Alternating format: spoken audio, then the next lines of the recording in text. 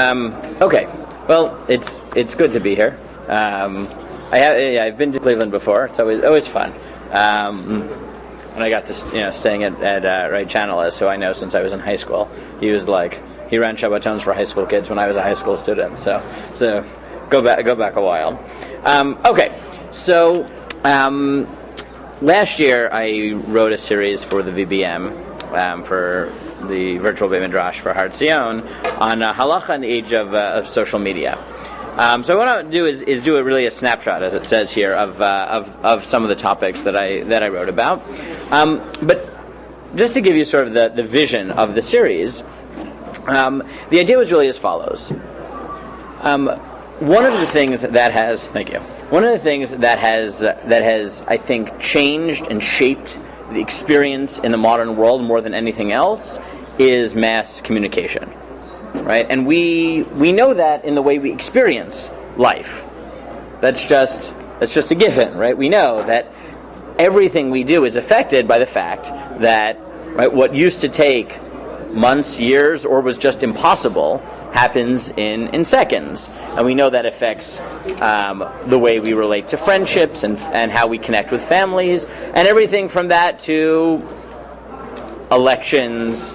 Right, every few months you hear of a new way that this can affect our elections. Right, over the summer it was the fear that arose of how will deep fakes affect the upcoming elections. If you followed this controversy, some people I see nod, some people not. Deep fakes were the ability of using sophisticated technology to create very realistic videos of people saying things they're not saying. Right, like deep fakes. Essentially what that will do, because even if you can then clarify this was a lie, the number of people who have seen the fake video, right, the ability to retract that and change the and diminish the damage is near impossible. And right, in the past, even if you could come up with a forgery, right, by time it took a long time to spread. So even if it was hard to retract, it's still you had time. But now, right, once something's out there, it's out there and instantly. And if something affects our life that much, and halacha is, by definition, the way that we relate to life. It both instructs us on how to live life, and it reflects the life that we live, then halacha has to have been affected by this. Now, social media is just sort of the next iteration in it, and within 5 years it'll be something totally different. And even within social media, right, every day you're talking about something different. But I mean, you see how much this is. Okay, I'm just okay. So what I want to do is give you a snapshot of the types of issues that I think this has affected. Some are obvious and some are really not obvious. And it's really the not obvious that I want to talk about, but just because I can't get away without talking about the obvious, let's start with the obvious. Right? When I told people that I'm writing a series on halacha in the age of social media, which started as a series of shiurim I gave in Toronto, because it was just like a interest of mine, just to sort of play with these questions in my head. So everyone said, well, what you're talking about is obviously Lashon Hara. That was all they said, right? You're writing a series about Lashon Hara. And I said, no, I'm not writing a series about Lashon Hara, because mass communication and social media has not really affected the halachos of Lashon Hara. It's basically the same. The only difference is the number of people you can reach. But the basic halachot are the same. Meaning, sure, it's changed the experience a little bit. But that's not so novel. That's not unique. If I tell you that social media, that when we communicate with the world in whatever way we communicate, you should worry about the halacha of Lashon Hara, everyone's like, yeah, that was obvious. But it's not like a novelty. I mean, we'll look at it, right? If you look at the sources, right? Lo telech rachil b'amecha, lo tamer al dam reyecha, ani Adonai, lo tisna achicha bilvavecha, hocheach tocher amitecha, lo tisa alav chet, right? Don't be a talebearer in your nation. Don't sin idly by the blood of your fellow. Don't hate your brother in your heart. Rebuke your brother. Right? These are the central psukim of Lashon Hara. And this prohibition of Lashon Hara, however you understand it, right? The way the Rambam understands it, which is don't tell even true gossip about someone, or the way that the Ashkenazi tradition understood it was not that way. Lashon hara in the Ashkenazi tradition tends to be what the Rambam calls rechilos, which is sort of creating hatred but without actually gossiping, by sort of saying that someone might have spoken about you, but not really Lashon hara. You find that explicitly in Rashi, right? Rashi in several places says that what the Rambam calls motzi shemra, he calls Lashon. What the Rambam calls Lashon hara, the Rashi calls motzi shemra, right? Motzi shemra, according to Rashi, is true. As opposed to the Rambam, motzi shemra is false. But whatever you think it is, right? True gossip, right? Libel, whatever, that whole constellation of prohibitions. So, again, that hasn't really changed. The second set of prohibitions that we learn from these psukim also hasn't changed in kind, just in scale, which is the prohibition against embarrassing people. Again, embarrassing people, bad. Embarrassing them publicly, even worse. Right? The Gemara entertains the possibility, or the Rishonim understand that the Gemara may entertain the possibility that is public embarrassment is not just bad, but a Harag Val Yavar, one of the cardinal sins, based on the Gemara here in number 3, where the Gemara says that it invokes the story of Yehuda and Tamar, where, to recap the story, right, Yehuda marries off his first son to Tamar. Er is evil, Er dies. Onain performs some sort of yibum, marries Tamar, also evil, also dies. Tamar wants to marry son number 3. Yehuda lies to her and says, eventually, when he's not young, eventually she realizes Yehuda is just delaying this inevitably, dresses up as a prostitute, seduces Yehuda, becomes pregnant with Yehuda's child, and now they realize that she has slept with someone. They don't realize it's Yehuda, and therefore it's a form of adultery. They tell Yehuda she's being sent out to be killed, and at that moment, instead of saying this wasn't adultery, this was Yibum with Yehuda, she gives him symbols and says, here are the... So I skipped that part, but when he slept with her, he gave her collateral because he didn't have the money with him. It was his signet ring and his staff and his cloak, so she shows it to him and says, the person to whom this belonged is the father of my children, and then he realizes what happened. And Chazal pick up on the question, why didn't Tamar just say, this isn't adultery, this is Yehuda, and save her life? Why did she give this cryptic message to Yehuda, which now gives him the possibility to hide it and let her be killed, and now the whole thing will be silenced? So picking up on that, Chazal say, right, V'hi shilcha el chamia lemor le'ish asher ilo lo anochi hara v'tema le'meimar. Why didn't she just say that she was impregnated by Yehuda? So Amar Rav Zurcha bar Tuv Amar Rav v'Amri la Amar Rav Chanan bar Bizna Amar Rav Shimon Chasida v'Amri la Amar Rav Yochanan Rav Shimon ben Yochai noach lo adam she'apil atzmo letoch kivshana eish v'al yalbin pnei chaviro birabim minalan mitamar. From here you learn that it's better to throw yourself into a fiery furnace than embarrass someone in public, because that's what Tamar was willing to risk. And according to some Rishonim, this actually tells you that humiliating someone in public is Yehareg Val Yavor. That's how Tosfot takes it. That's how Rabbeinu Yonah takes it in Shari Tshuva. Even the Rishonim who think that that's not true, like the Rivash, they agree that the fact that the Gemara can be read that way is because, in general, when Chazal want to highlight that something's really bad, they use hyperbole. So, is it actually Yehareg Val Yavor, right? Is it actually a cardinal sin or not? It's not the point. Public embarrassment is really really bad.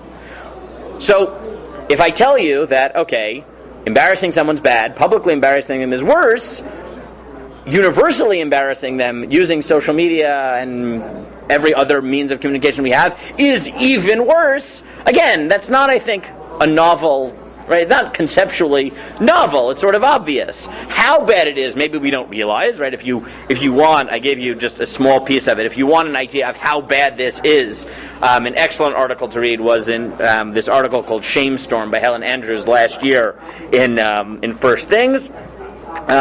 She tells the story of a debate that she was in, where in the middle of the debate, her ex-boyfriend said some very horrible things about her, and that video went viral, and eventually she moved to the other side of the world. She moved to, literally, the other side of the world. She moved to Australia.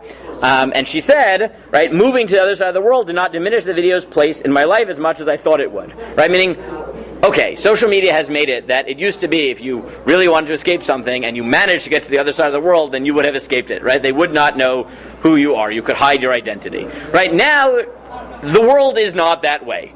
Therefore, if it was bad to embarrass people publicly in the past, it's even worse now because you can't escape it, right? She writes, it was still the first result when you Googled my name, which presumably is one reason I couldn't find a job for the first 18 months. Eventually, I found a position at a think tank. When I released my first report, an Australian MP tweeted a link to the video and asked why anyone should care about this nutcase's opinions on regulation.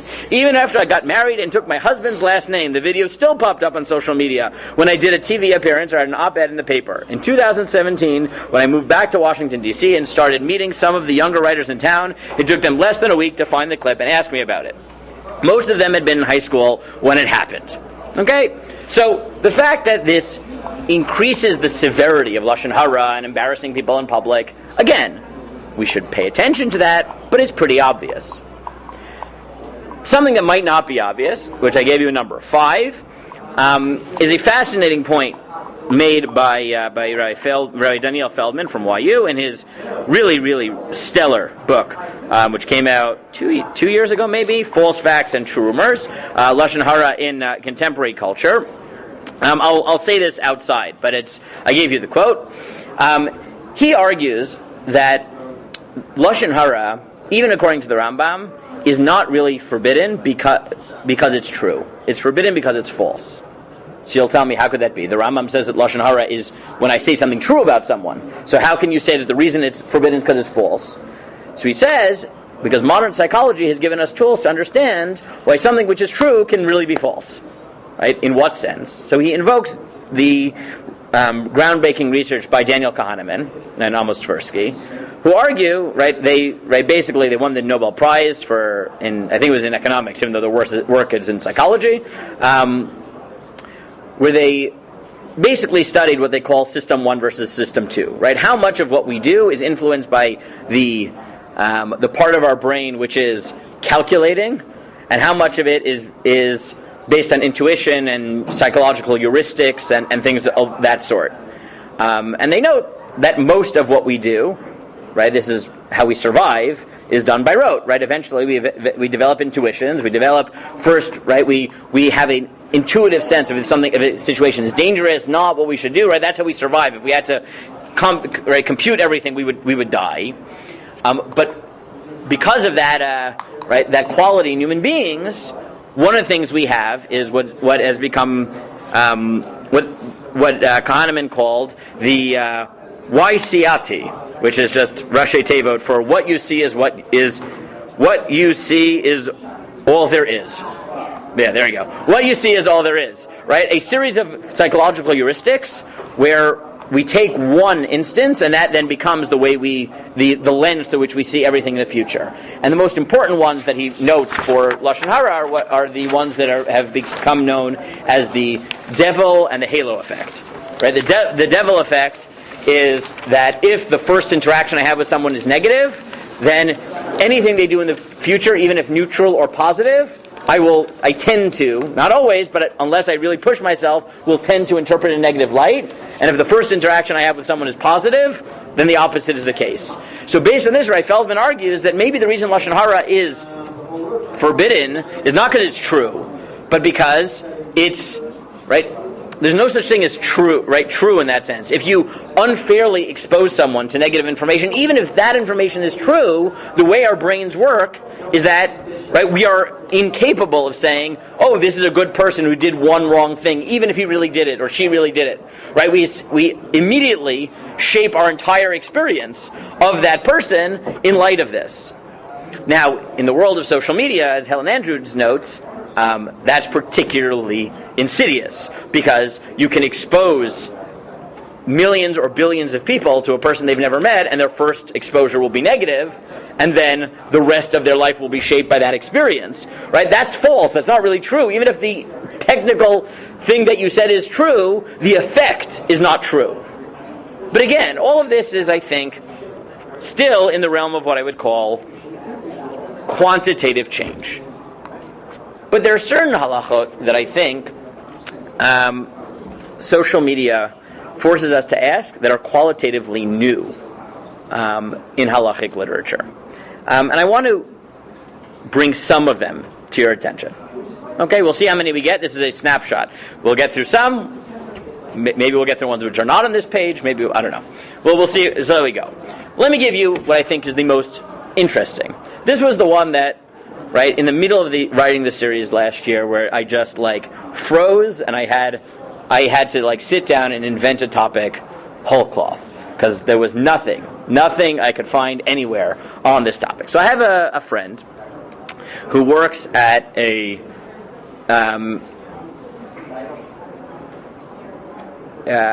he works at Palantir, if you know what Palantir is. It's okay, you're nodding, but you know what Palantir is. Okay, so Palantir is a, how would you describe it? Data platform. He works on essentially data protection and coding issues and things like that. Here was the question. There is, in countries that are not America, Canada, England, and similar sort of cultured countries, similar like Western culture where privacy is really important, there are much less developed privacy laws. So and we've already seen that in America this hasn't worked so well, right? The laws that we have, hence the constant return of Mark Zuckerberg to Capitol Hill, right? Meaning it hasn't worked so well. But there are countries that are much more lax. So there is a country where they have very, very lax laws on security. And here was the moral conundrum that was faced at his company. In this country, they have an app that when you download the app, you press agree, and you don't realize that it gives permission to the company to read everything on your phone. Emails, texts, WhatsApps, hakol mikol kol. Okay? But no human being will ever read it. It gives them permission. Every person has a number. That number has all your information. And that information is then fed into an algorithm. In this country, it also happens to be that you get your pay stubs by text message. Which means that once you get into this app, into this system is now all your financial information. Banks, if they want to, can now run the algorithm. They don't know who you are, right? They don't know how they can't figure everything out in terms of persons, right? They don't know who's who, but they can use this, right? They can put in your name and then it'll go through the system. The system will figure out based on the algorithm, based on how much money they know you're making, right? Even things that you didn't necessarily have to tell the bank and things like that, whether you should get a loan, right? And the question that was posed at the company, right, was, is it immoral to give this information? And is it considered, right? So he asked me. He said, "Is there a category in halacha for a prohibition of breaching privacy, where no privacy is breached in the sense that no one actually knows the secret? There are real life effects, but no one knows." Right? Now this is a hard question because in halacha there is a prohibition against breaching privacy. That's what you have in number 6. That the Gemara. Okay. I don't know exactly why the Hebrew is not there, but that's fine. This is Gemara in Yom Dav Daled, where the Gemara introduces a prohibition from a pasuk that Hashem says to Moshe, "Lemor," and the Gemara says, "What is lemor? Why did Hashem speak to Moshe saying? What is that extra saying?" So the Gemara says, as Rashi understands it, "Lo emor," right? Until once someone tells you a secret, it is prohibited to pass on that information. Ad sheyomrim lo emor. Until someone tells you are allowed to pass on this secret. Okay. So it's forbidden if I tell Gabe something and I tell Gabe, please don't pass it on, for Gabe to now pass it on. But now, answer the question for me. Okay, that's because Gabe is breaching my confidence, right? That's what we call it, confidence, right? I trusted him with a secret. And now, he told someone. But what if no one knows?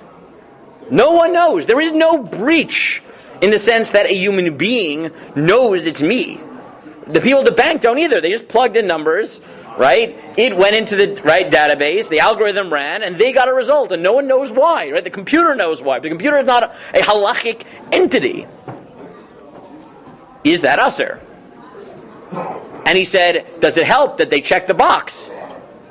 Or does it matter that the fact they don't really understand what they're giving away? And, right? So this is like a combination of what are the parameters of secrecy law?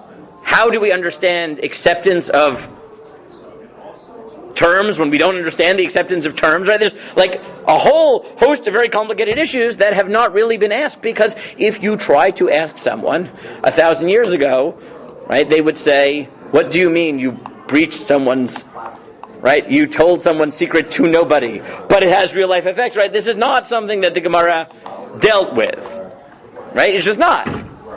So what do you do? So this was the question he asked me, right? This wasn't like theoretical. He asked me this as a shaila lamaisa. So he asked me this, Baruch Hashem, a week before I happened to be visiting him.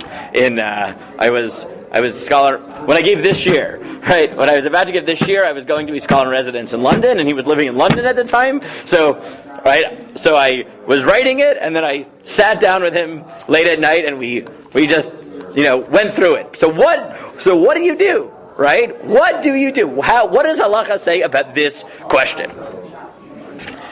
So this is what I said. I said, okay, here's my suggestions. Right? Here's my thought process.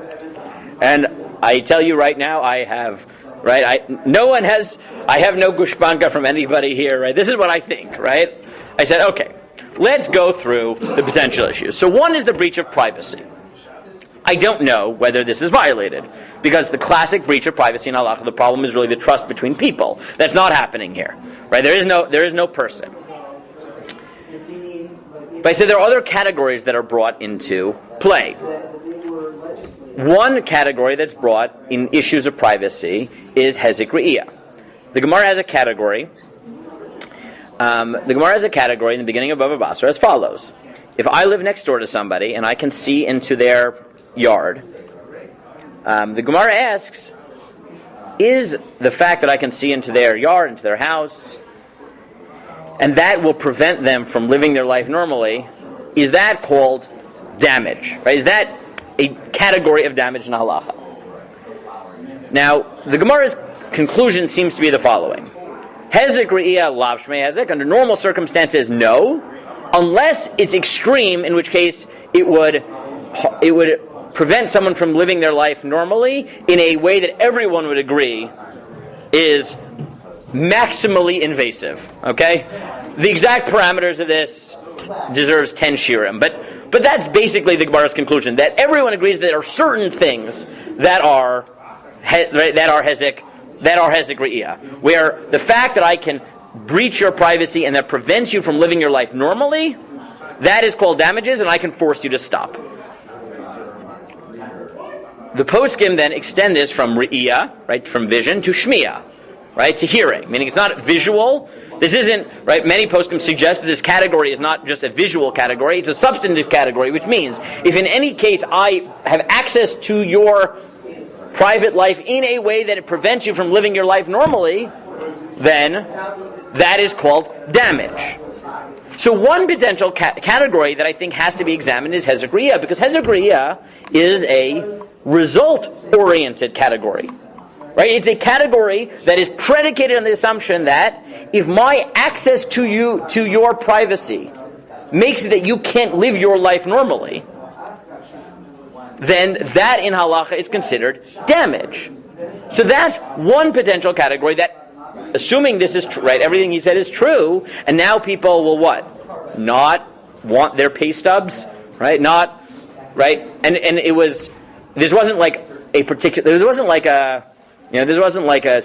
stupid app for like, this was like, if in like some of the, right? In America, we don't really have this, but like in China and India, they have these like mega apps that everything runs to that app. Like you need it, right? The whole country functions on this, right? It's like if you go to Yerushalayim, right? If you don't have a smartphone, you can't park, right? Because you can only park with Pango, but they have that, but for everything, right?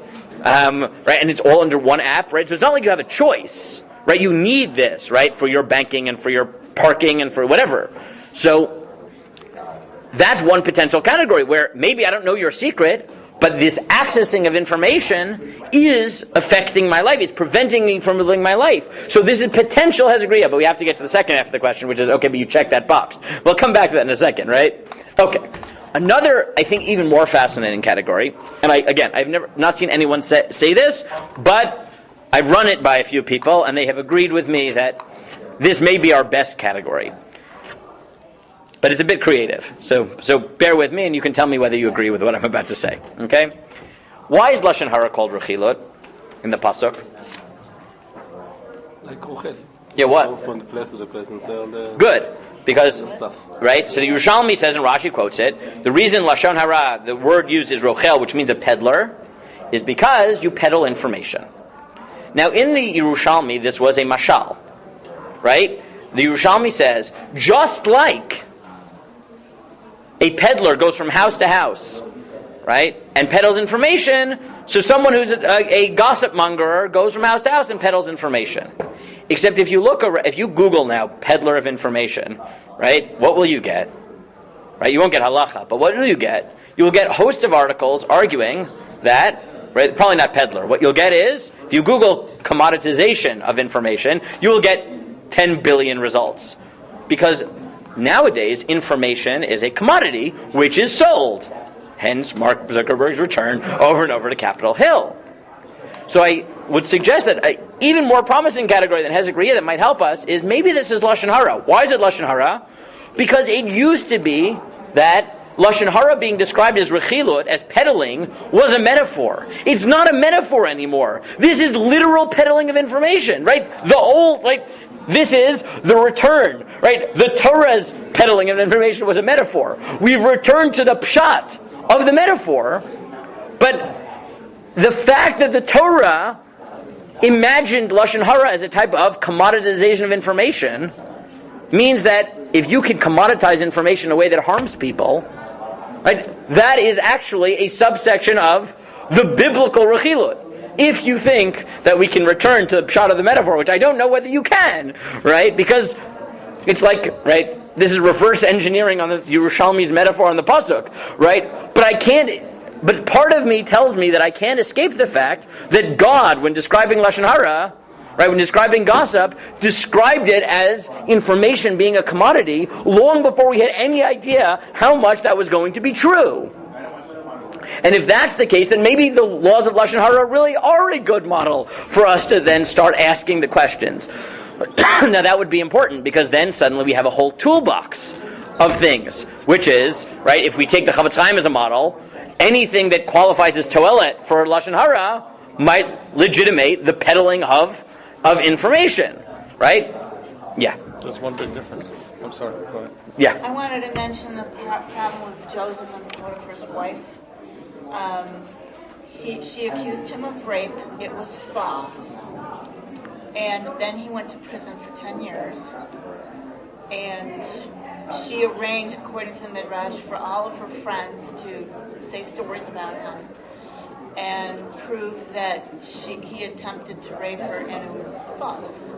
So how does, first of all, it's brought up early in the Hebrew story because Hashem wants that to never happen, and also sent Joseph ahead to save her. Oh, for sure. I think many of the biblical stories in Breshit are, right? Breshit is one long book which tells us how bad this type of stuff can be. I mean, right?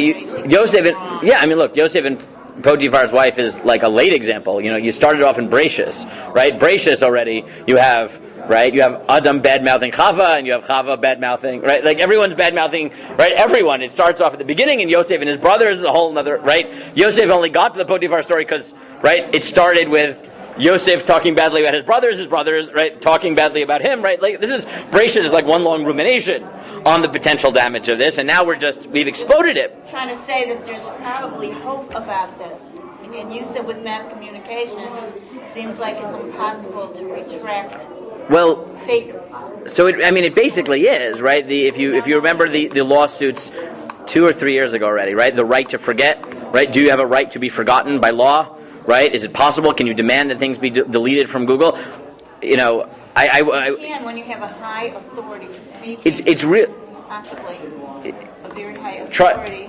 But it's really hard. If you ever try to totally erase something from Google, it is really hard. Really, really hard. I did it once, right? And it's crazy. You have to, right, because you have to delete the original link, and then you have to find all cached versions and delete all of them, and then each cached version that still exists, you have to report to Google separately, and Google will clear out the right. Like it's like this endless, it's not so easy, right? And all you need is if you go online to archive.com.org, whatever it is, the Wayback Machine. You ever use this? Right? The Wayback Machine is like gold, and I've used it many times because I'm looking for an old source sheet, right? And as often happens with Jewish websites, right? They've crashed, and now I can't find the Makara sheet. You just plug it into the Wayback Machine, and it'll give you every cached version, right? It gives you a calendar for the last 20 years, and every cached version where you can pick up a version, that's somewhere in Google from 2004, right? It's really hard, right? Well, but the Torah is the most primo book of the entire universe. Sure, and the Torah spends much time telling us how bad it is to spread information, and doesn't indicate that it can ever be retracted. Story in the Torah, God negated that story in the Torah. Well, if we have sort of, right? Meaning the damage. God negating something somehow. Sure, but. We normally give things, right, we assume that God allows us to function by free will. And even in those stories, it's not clear the damage was ever done. The damage was never undone. Right? The Yosef story, the damage was never undone. Right? According to the simple pshat, the brothers never, ever reconcile with Yosef. Period. End of story. Because to the end of their life, right, they think he wants to kill them. They never make up. There is no reconciliation. Right? The simple pshat of Bereshit is that, in fact, there is no reconciliation. That sometimes, right, there is just... Right? These things just end and there is no hope. When he saves them from the famine and all that? At the end, in Vayechi, they're nervous about it. Right? Meaning, no matter how many years he tries to prove that the grudge is gone, right? There is no reconciliation. That is like the message of Bereshit, which is sort of sad, right? Do it now. Well, he's avoid it in the first place. We only have 4 minutes. Okay, so this is sort of my beginning of thoughts right on this. Now, okay, I'll have to skip for a moment the complexity here of you agreed to it. But I just want to get you thinking, right, about, like I said, there are certain issues which are easy. Don't say Lashon Hara, and definitely don't do it publicly. Don't publicly humiliate people, and don't use all the modern tools we have to do that. Great.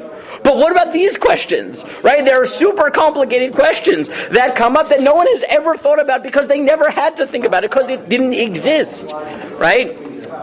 Let me throw out some other issues that I have on the source sheet just to give you an idea of how complicated some of these issues are. Okay?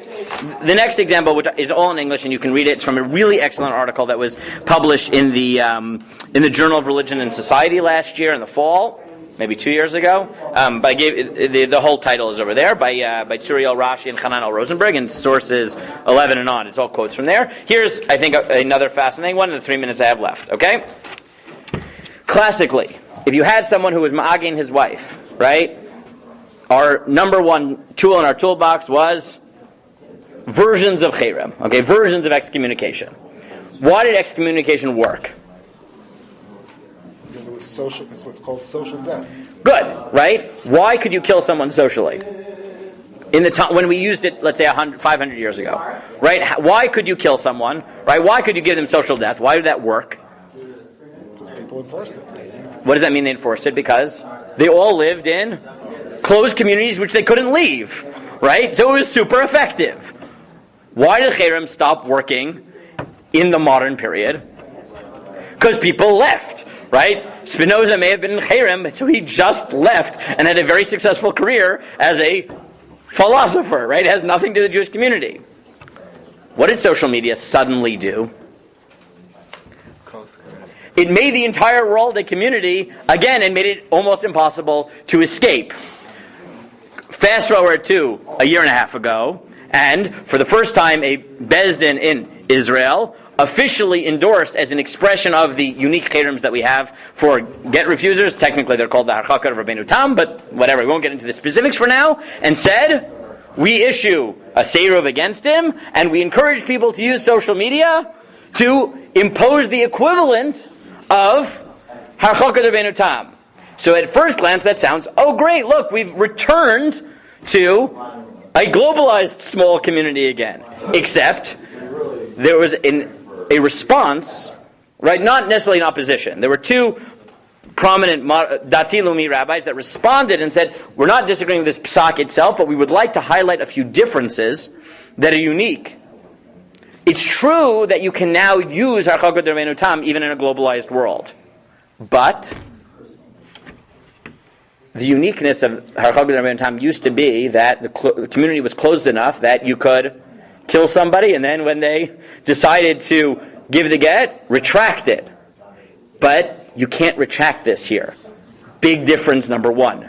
Difference number two is Harchaka Rabbeinu Tam were imposed by Beis Din and lifted by Beis Din. Social media only works if you get the laity involved. And giving it to the laity rather than the courts means that you have to trust non-experts. Are you ready to do that?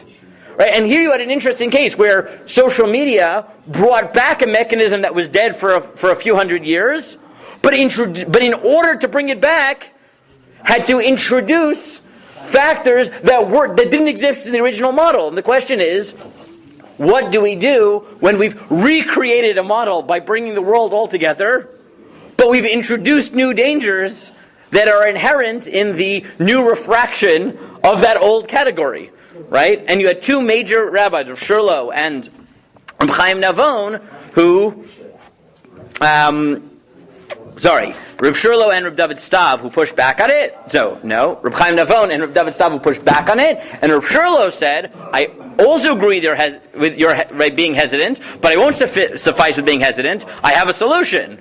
And that is, well, let's repurpose the rules of Tohelet in Lashon Hara to create an ethic by which we can somehow, right, create a combination of values that will allow us to use it, but with all the sensitivities that halacha has to spreading negative information when it's necessary. And maybe the challenge of the world of social media is to recognize its potential, recognize its dangers, and using as many halachic categories as we can to formulate a new set of principles that will help us deal with the unique situation.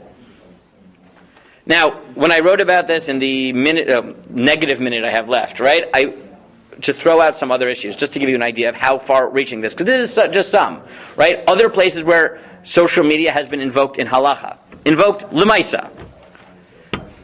One of the categories, the classic category in halacha vagunot is a wife whose husband is lost. What's called ma'im she'en lam sof.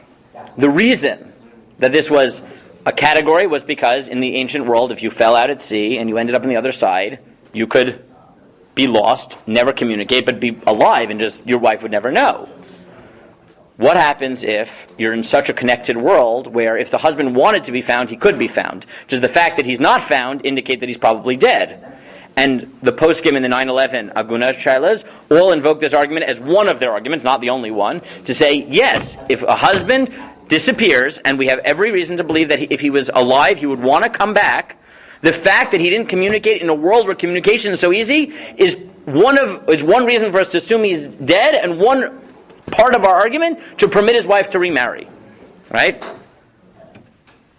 Shir I'm going to give on Sunday. In halacha, the primary responsibilities of tzedakah are ani ircha. In the past, that was a geographic and a social category all in one, because you socialize with the people who are near you.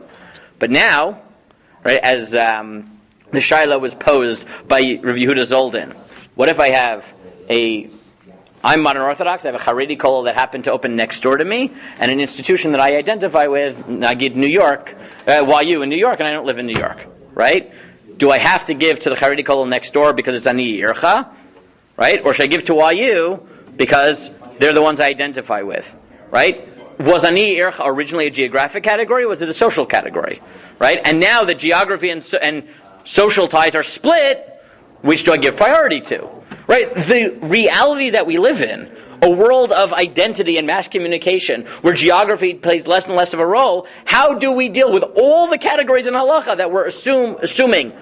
Geographic ties over social ties, lack of access to information, lack of ability, right? This has effects on what is a marad asra, right? Marad asra was literally the master of the place. How does halachic authority work in a world where, right, we divide ourselves based on identity and not geography, right? The same shilas come up, but they hit every single area of halacha, right? We've talked about lashon hara, we've talked about monetary law, we've talked about rabbinic authority, right? We've talked about, right, ishus, we've talked about agunot, both type of as agunot, right? And that's just the tip of the iceberg. And I think what this indicates is that, as I started with, if halacha is a reflection of life, right, and an instruction for life, then the faster life changes, the more we have to be immersed in halacha to figure out what God wants us to do in these situations. And often, as you see in some of the examples I've given, the answer isn't so obvious, because it takes time for us to figure out how to integrate these changes, especially when the particular, right, combination of realities are uniquely new, right? Even if each factor may have existed, the combination in the modern world is new, and halacha takes time, because we always take time to process things, right? But I think we have no choice if we really believe that halacha can guide us in the modern world, and we realize that one of the things that has shaped the modern world and modern life so much is, right, the existence of social media and other forms of mass communication. We have no choice but to go back to the text in a primary way, understand what it's trying to tell us, right, in a principled way, and recreate a language that will help guide us through the challenges of modern life. Okay? That's some thoughts on these issues. Like I said, I wrote a series if you want a year worth of material on it, but